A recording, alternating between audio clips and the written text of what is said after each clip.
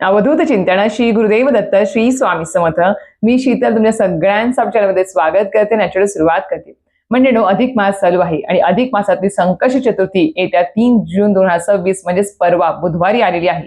आता ही अधिक मासातली संकष्ट चतुर्थी असल्यामुळे ती खूप जास्त प्रभावी असणार आहे. त्यामुळे प्रत्येक गणेश भक्तांनी आवर्जून या दिवशी नक्कीच उपवास असेल किंवा सेवा असेल, अभिषेक असेल, सर्व काही आपल्याला मंत्र स्तोत्र पठण करायचे आहेत आणि गणपती बाप्पांना खरंच प्रसन्न करून घेण्यासाठी हा खूप छान असा दिवस आहे.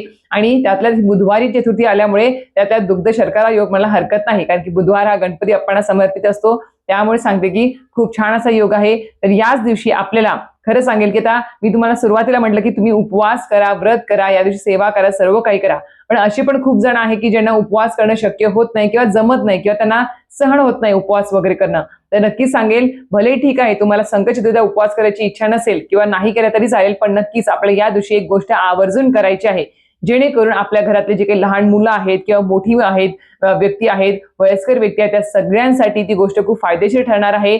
सोबतच आपल्या आयुष्यातले जे काही विघ्न, संकट, अडचणी चालू आहेत किंवा भविष्य काळात ती विघ्न, संकट, अडचणी येऊ नयेत आणि लवकरात लवकर आपल्या आयुष्यातून दूर व्हावी असं वाटत असेल तर नक्कीच आपल्याला तो उपाय करायचा आहे. आणि तो उपाय काय आहे, ती गोष्ट काय आहे, तर नक्कीच जाणून घ्यायची इच्छा असेलच तुम्हाला तर नक्कीच माझा व्हिडिओ पूर्ण बघा, स्किप न करता बघा, जेणेकरून तुम्हाला संपूर्ण माहिती व्यवस्थित कळेल. तर मंडळींनो, तुम्हाला सांगितल्याप्रमाणे येत्या 3 जून 2026 बुधवार या दिवशी आपली अधिक मासातील संकष्टी चतुर्थी आली आहे.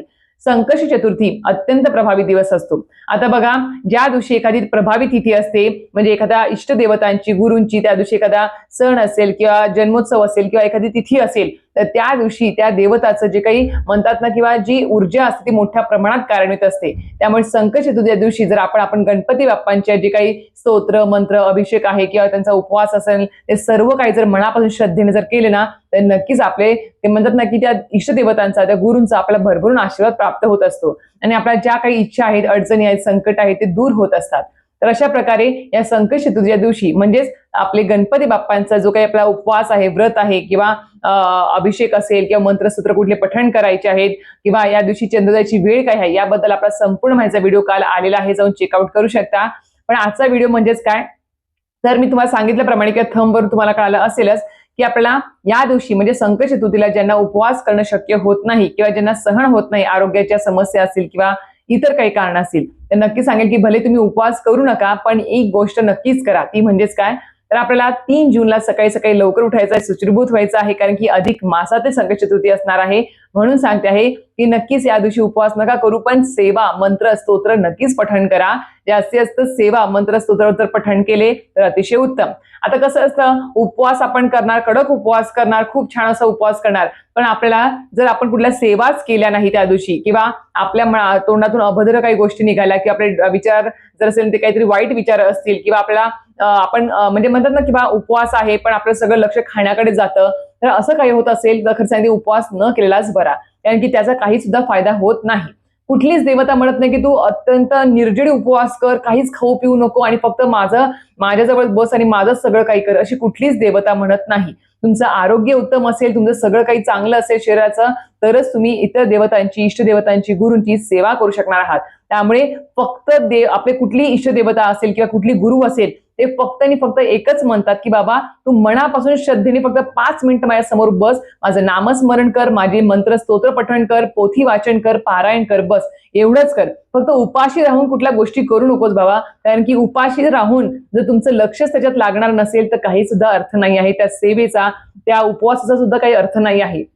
म्हणून सांगते, उपवास नाही केला, शक्य होत नसेल तर करू नका, पण सेवा, मंत्र, स्तोत्र आवर्जून 5 ते 10 मिनिटं बसून आपण देवघरासमोर बसून जर पठण केले किंवा आपण मंदिरात जाऊन तर तिथे जाऊन आपण ते जर पठण केले तर अतिशय उत्तम. कारण की मंदिरामध्ये ती जी ऊर्जा असते इष्टदेवतांची, त्या गुरूंची मोठ्या प्रमाणात कार्यान्वित असते. आपल्या घरापेक्षा पण जास्त ऊर्जा तिथे असते. तिथे जाऊन जरी मंत्रसूत्र पठण केले, नामजप केलं, नामस्मरण केलं तरी सुद्धा चालणार आहे, अतिशय उत्तम. आता तुम्हाला सांगितल्याप्रमाणे आपण 3 जूनला संकष्टी चतुर्थी आहे. गणपती बाप्पा जे आपले विघ्नहर्ता आहे, मंगल मूर्ती आहे. मंगल मूर्ती म्हणजेच काय, तर प्रत्येक मंगल कार्यामध्ये त्यांचं स्मरण केलं जातं, त्यांची पूजा अर्चा सर्वात प्रथम केली जाते. आणि विघ्नहर्ता म्हणजेच काय, तर आपल्या आयुष्यातले सर्व विघ्न, संकट दूर करणारी ही देवता आहे. म्हणून आता आपण गणपती बाप्पांना अतिशय लहान मुलांपासून ते मोठ्यांपर्यंत सगळेजण त्यांना खूप जास्त प्रेम करत असतात. आता 3 जूनला सकाळी लवकर उठावं आणि मी सांगितल्याप्रमाणे आपल्या घरामध्ये जर लहान मुलं आहेत किंवा मोठी मुलं आहेत किंवा वयस्कर मंडळी आहेत किंवा आपल्यासारखी व्यक्ती आहेत, जर खरं सांगते ज्यांना कोणाला बुद्धीचा म्हणजे विस्मरणाचा, ज्यांना विसरभोळ्यापणाचा काही त्रास असेल किंवा लहान मुलं आहेत, अभ्यासात त्यांची बुद्धी तल्लख नाही आहे किंवा त्यांना वाचलेलं लक्षात राहत नाही आहे, अशा काही समस्या असतील, मग त्या सगळ्यांसाठी सांगते, ज्यांना कोणाला असेल त्या सगळ्यांसाठी एक तुम्हाला गोष्ट करायची आहे ती या दिवशी म्हणजेच काय, संकट चतुर्थीच्या दिवशी 3 जूनला सकाळी लवकर उठावं, शुचिर्भूत व्हावं आणि गणपती बाप्पाची आपल्याला या दिवशी काय करायचं आहे, जी काही आपली मूर्ती आहे देवघरामध्ये त्याच्यावर आपला अभिषेक करायचा आहे. तर ही खूप जास्त प्रभावी सेवा आहे, खरं सांगते तुम्हाला, एकदा करून बघा आणि खूप त्याचे छान असे तुम्हाला प्रभावी असे म्हणजे तुम्हाला रिझल्ट सुद्धा बघायला मिळतील हळूहळू.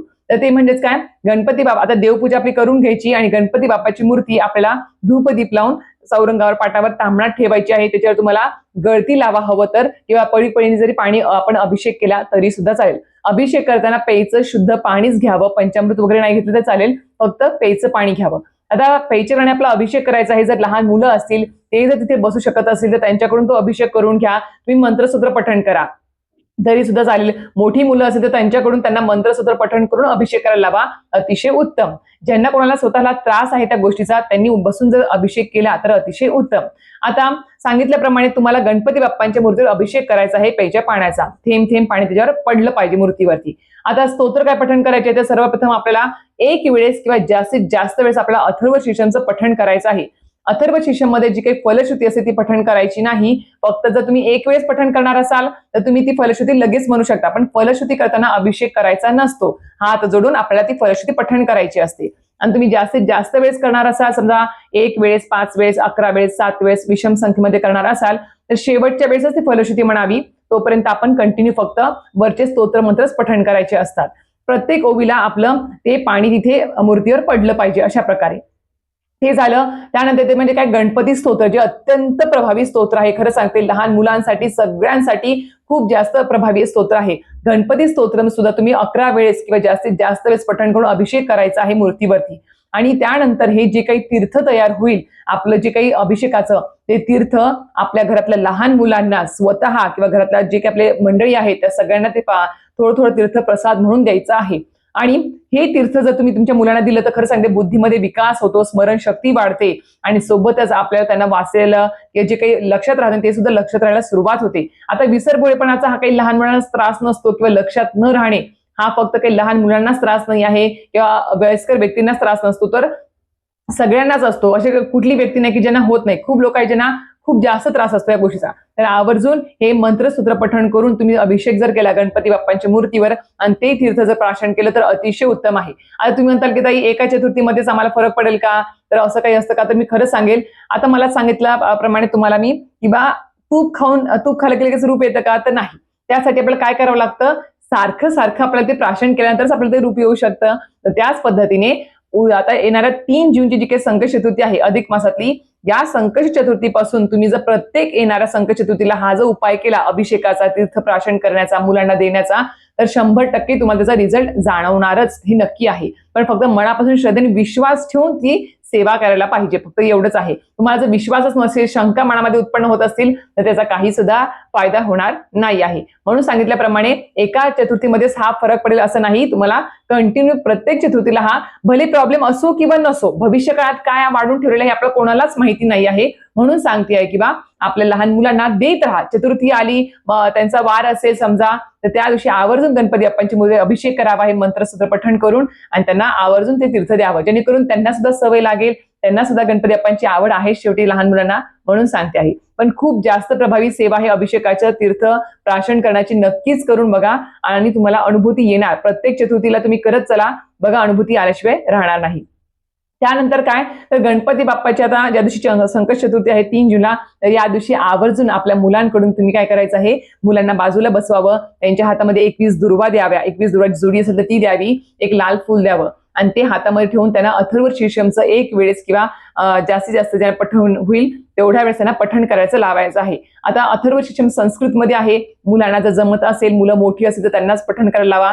जर नसेल, लहान असतील मुलं, तर त्यांच्या हातामध्ये फक्त द्या, तुम्ही फक्त बाजूला बसून ते पठण करा आणि त्याला श्रवण करायला लावा लहान मुलांना आणि त्यांना ती जी दुर्वा आहे आणि लाल फुल आहे ते गणपती बाप्पांना अर्पण करायला सांगा.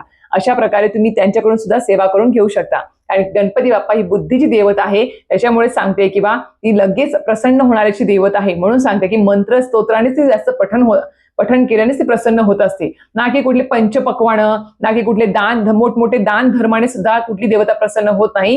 ती फक्त आणि फक्त तिचं मंत्र स्तोत्र पारायण हे जर तुम्ही मनापासून जरी केलं ना बसून, तरी त्यानेच ती जास्त असं प्रसन्न होत असते. आणि ही एकच गोष्ट आहे बघा, मंत्र स्तोत्र पारायण पोथी वाचन हे नामस्मरण हे एवढीच एक गोष्ट आहे जी आपल्या इष्टदेवतांपर्यंत गुरूंपर्यंत लवकर पोहोचते आणि त्यांच्यापर्यंत ती कायम स्वरूपी टिकून राहत असते. बाकी जे आपण जे काही नैवेद्य दाखवतो पंचपक्वान्न दाखवतो ती तर आपली श्रद्धा असते, आपली आस्था असते, आपण दाखवतो. पण नंतर शेवटी काय करतो, अर्ध झाली की ते आपण स्वतःच प्राशन करतो, मग ते आपल्याकडेच परत येतं. पण आपली जी काही सेवा असते ना, ती सेवा त्यांच्यापर्यंत कायम स्वरूपी ती टिकून राहत असते, त्यांच्याजवळ ती राहत असते. म्हणून सांगते की बा सेवा मुलांकडून पण करून घ्या, तुम्ही सुद्धा करा. लहान बाळ आहे, शक्य नाही आहे तर मी एकच सांगेन, ज्यांची लहान बाळ आहे त्यांच्या आईनी स्वतः जरी सेवा केली ना आपल्या मुलांसाठी तरी सुद्धा चालेल, काही हरकत नाही.